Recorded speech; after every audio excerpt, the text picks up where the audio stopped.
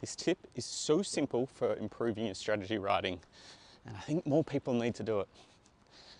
So I never got told how to write strategy when I was growing up. I was kind of like, just don't make spelling mistakes was my advice. But one of the things that I've learnt that's held me in such good stead is with any strategy words, or when you're trying to capture people's attention, what you really want to do is put in two concepts that are almost polar opposites, or two words that don't go together usually. So what I like to think of it as is like magnets. You know, when you try to put those two other ends of magnets together, they just don't work. That's kind of how I think about this. I actually saw an amazing one today.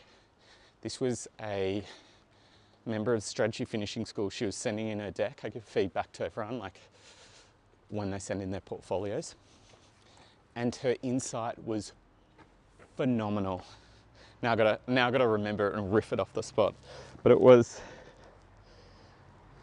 the louder the silence, the better the music, or the better the sound. The louder the silence, the better the sound. Oh, I loved it.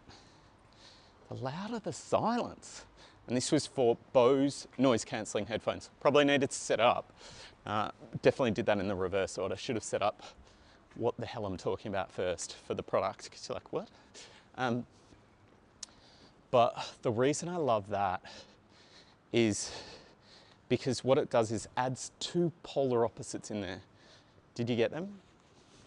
Louder, silence. And I think the extra points is, no one ever thinks about making silence louder. It kind of like trips your brain up for a minute, which I think is really helpful for trying to keep something memorable. The one I always use is the insight for Roomba vacuum cleaners when I was working on the competitor to that, which was Roomba's like your drunk roommate trying to clean.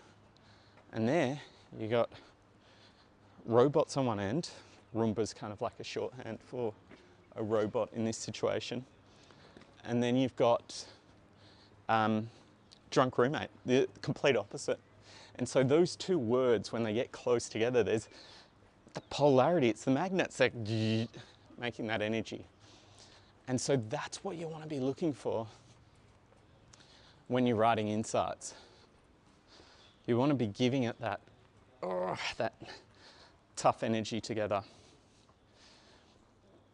Another tip that I think is really helpful is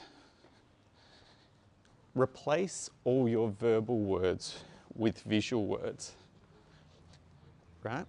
So go through, because what you're trying to do with a strategy, when you're writing a strategy, what we're trying to do is make it so simple that it burns in the brains of our clients or creatives, whoever you're dealing with. God, it is bright up here. I am struggling to see. So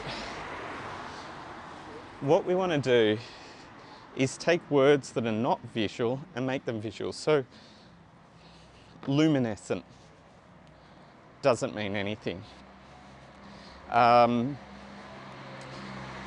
Change that to glitter, or here's one for you. So I was thinking about the strategy. So there's two types of strategy presentations, and see if you can hear the visual words here as I present this. There's two types of strategy presentations. You've got layups and slam dunks. Layups are simple. You're setting up the strategy up fronts, and then the creative's coming through and presenting all the creative ideas, and it's like a slam dunk, the big idea. A slam dunk is where you're doing the whole strategy. It's your show. You're presenting everything. And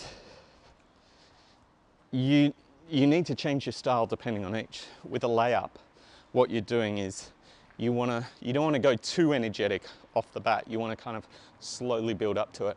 Where a slam dunk, you're allowed to take them through the whole narrative arc, and you're allowed to get the big energy at the end of the presentation. But what we're talking about here is visual words. The visual words there are layup and slam dunk. I could have called that anything, really. I could have called that up front and full deck. But layup and slam dunk give you a new visual to put in your mind. And so that's what I'd always do with my strategy work. Anything I created, I was always trying to come up with a name for it at BBDO. Any project, you'd have a project name for it, and the more visual, the better. So I think another one we had was we had these guidelines for how to use Facebook back in the day, or how to make a Facebook ad. And we called them thumb breaker. It was like thumb breaking ideas, because they broke your thumb in the scroll. And that's just so visual. It could be Facebook ad creative ideas or Facebook ad creative guidelines. No, that's not going to be memorable. But thumb breaker, Project Thumb Breaker, yeah, that's memorable. So that's another thing that you want to do, is like make them visual. And then a third way that you make your presentations and your strategy words more memorable is to kind of get in a bit of alliteration, especially if you're doing like messaging frameworks. A bit of triple alliteration through 3 just makes everything tighter, nicer, neater, cleaner. So another one of the projects that we had at BBDO, we were doing all these proactive projects to change the perception of the agency. We wanted to take them from a traditional agency to be seen as an integrated one who was on the forefront. So another one of the projects that we had was called Banner Beater. Banner Beater, alliteration, BB. So you're always looking for those chances to put the cadence in. I'm trying to think of ones. I knew I'd be like, couldn't think of a phase, like a phase, 3 phases of a campaign for you, but let me try to think. Moments, milestones, and marathons, maybe that's one.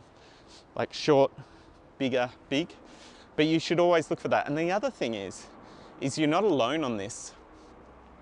Now what you have is ChatGPT to help you out. So often I'll be like, give me 3 M's, or give me an M letter for the word of long term. Give me another version of a word which is long, means long term. And that really helps. Okay, it's enough from me. Let me know if you've got any ideas, anything you want me to speak about. Happy to speak about anything. Until next time, ciao, ciao.